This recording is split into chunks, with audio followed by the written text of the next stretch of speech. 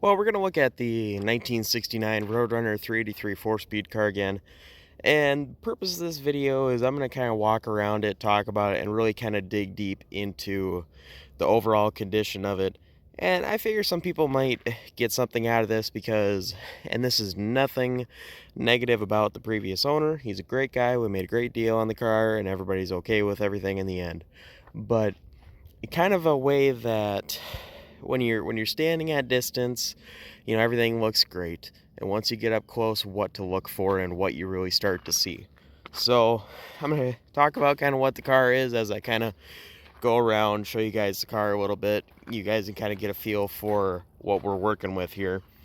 So this is a 1969 Roadrunner.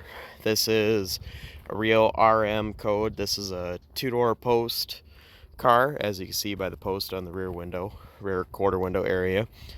And this is a 383 4-speed bench seat car. So that's all standard equipment. Nothing that stands out too much yet. But one thing that's really cool about this car is it is a factory air-conditioned car. And that's pretty rare amongst Roadrunners. So it's kind of a nice thing to see. As you can see, a lot of the parts for the car are in the trunk, as is common. So when you're looking at a car, one of the first things you want to see is two things.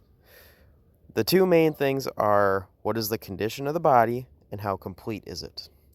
For completeness, as you can see, we got a lot of stuff going on here. So quick analyzing the trunk here. We got the grill, we got the headlight bezels, there's a water pump, there's a bunch of small pieces in the bucket there, there's that other quarter extension for that side there, there's a tail light, there's the 4-speed hump. So then, and the third thing you want to start to do as you're walking around is kind of investigate, okay, what's the story behind this thing? Why is the 4-speed hump in the trunk of the car? What happened? So that's another thing you want to do as we're kind of going around the car. So we're going to start out first with the condition of the body. So I'm looking in the trunk here. There's a lot of stuff. It's really hard to see. But I can tell, because there's no ribs in the trunk, that something has happened in the trunk before. It looks like somebody has put a metal plate over the middle of the trunk. And I have pictures of that from the previous owner. I know that's there. There is a piece of sheet metal that covers the center of the trunk, probably because there was rust. And it's just welded on top of the actual original trunk pan. And I'm not sure if you guys are going to be able to see, but I'm going to put you under there. You can see, or hopefully you can see, that the original trunk pan is still there. And it does have some rust. So another thing you want to start looking at is kind of, when it comes to body condition, around the edges. The edges always kind of rust a little. Like the trunk gutter here, looks like somebody's done a little bit of work here. It doesn't look too bad. It doesn't look like it was all rotted out or anything. Looks like the trunk gutter is pushed down a little bit. You can bang that back up into place. That's not a big deal. The trunk lips, or I keep saying trunk lip, the trunk gutter area is all pretty good here. Looks like there's a little bit of filler in this area. That's not too bad though. And now we look at the trunk lid. So, and light is not on my side here, but you can see the trunk lid, the lip, has been filled in. There's usually kind of a crisp body line right here, and it's smoothed out here. So some work has been done to the trunk lid. So we know that. So a couple little dings against the body here, so that's not the best. But you just got to watch that stuff because it just can kind of sneak up on you. And another thing I want to mention is this car is available for sale. My email is in the description of the video. Shoot me an email with your name and phone number and let's talk about it. And we'll get into that more later in the video. But start looking at the side of the body, and the quarter panels are common problem areas on these cars, and this is not any exception. It looks like, you see, it's hard to tell because I got shadows on this side, but the body has a nice curve here, And if you look at the back of that quarter panel, it's very straight and very angular. So somebody has done some work to the quarter panel at some time. But that's not that bad. That's a very common problem on these cars. So looking kind of underneath the car at the wheel wells, somebody's put a patch right there. Once again, very common area, not that big of a deal. The rear frame sections are really nice on this car. I'm probably not going to be able to get a camera under there with any amount of light for you to see, but trust me, the rear frame sections are very nice. The doors are very nice as well. This door has a crease dent that goes kind of along the side there. Something drug up against it, but that's not that big of an issue. So, and the fenders are actually really nice. In the dog leg area, that's a really common area for them to rust. But randomly, this one has a little pinhole here. So you don't always know what's underneath the paint and stuff. And then another problem that you come into is where somebody had some sort of independent idea and probably didn't know what they were doing. This is an antenna hole. It's not supposed to be there. It's supposed to be like right here. It's supposed to be about 2 or 3 times the size. But this car has had some work done to it in the past, for sure.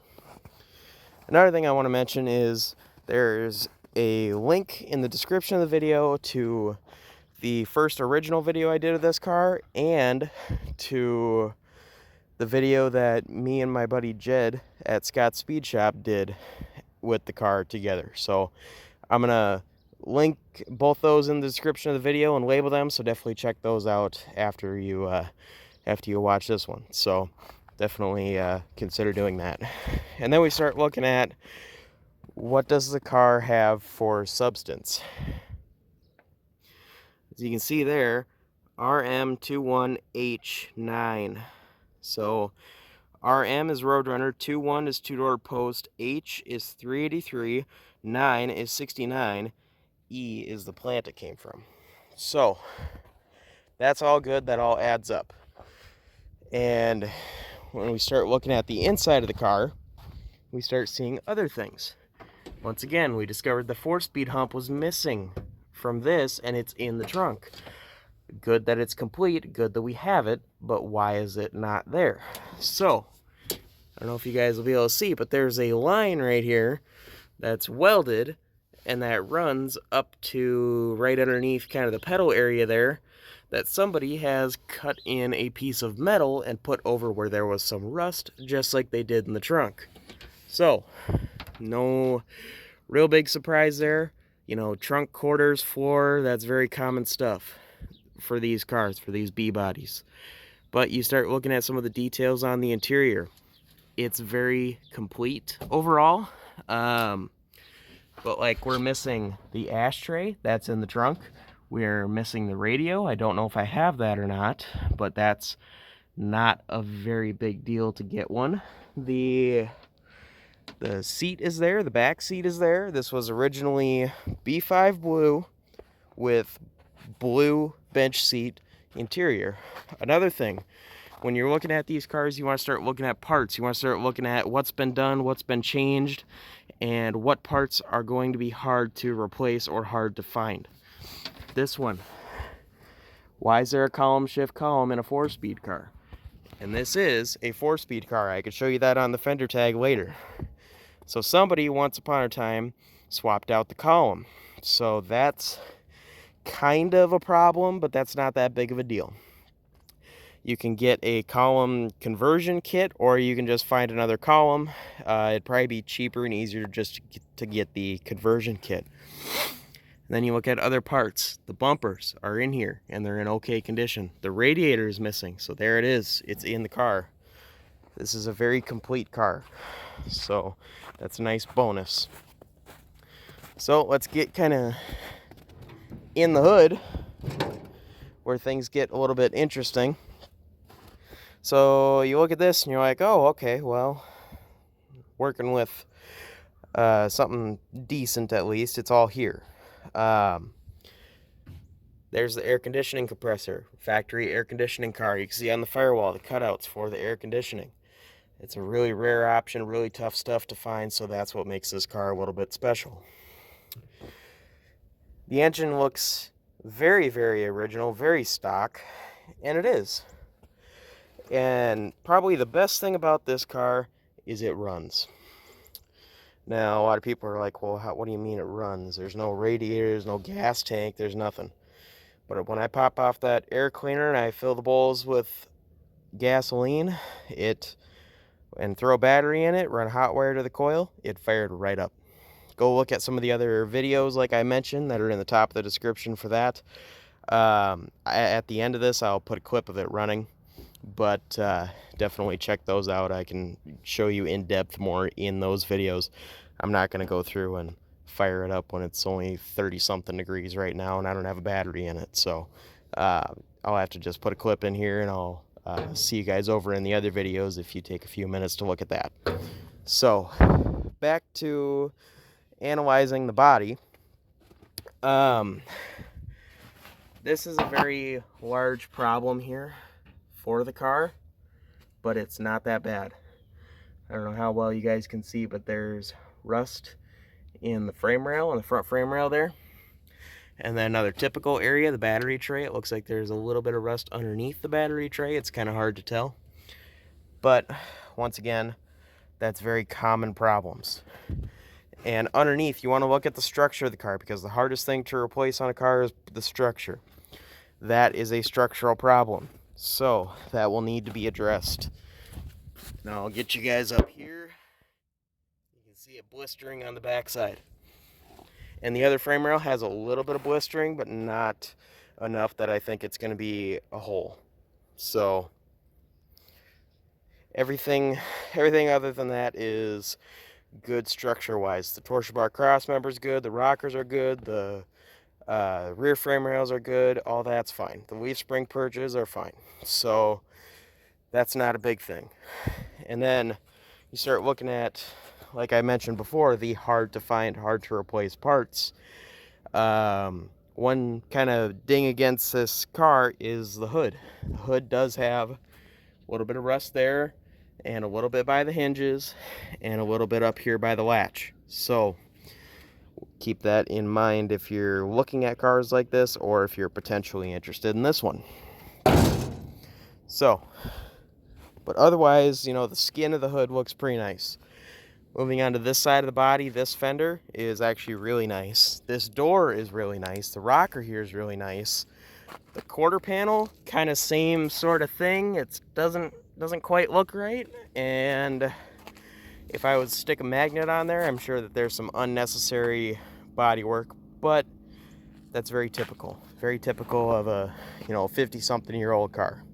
So looking around the back window, that's another really common problem area. And this one does have a couple little issues, but I'm saying some things about this car that, this is a little negative, this is a little negative.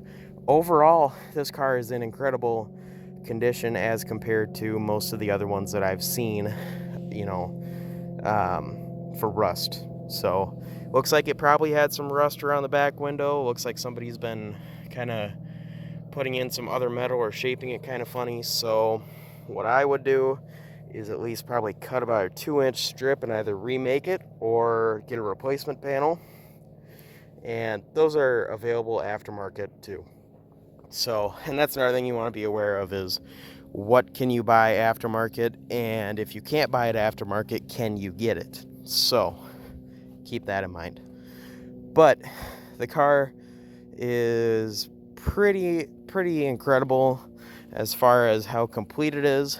And beyond that, one major thing I forgot to mention, this car's numbers matching. And that's a very important thing to remember when you're looking at a car, especially if you're a numbers person like I am at times. Sometimes I'm big on numbers, sometimes I don't really care that much.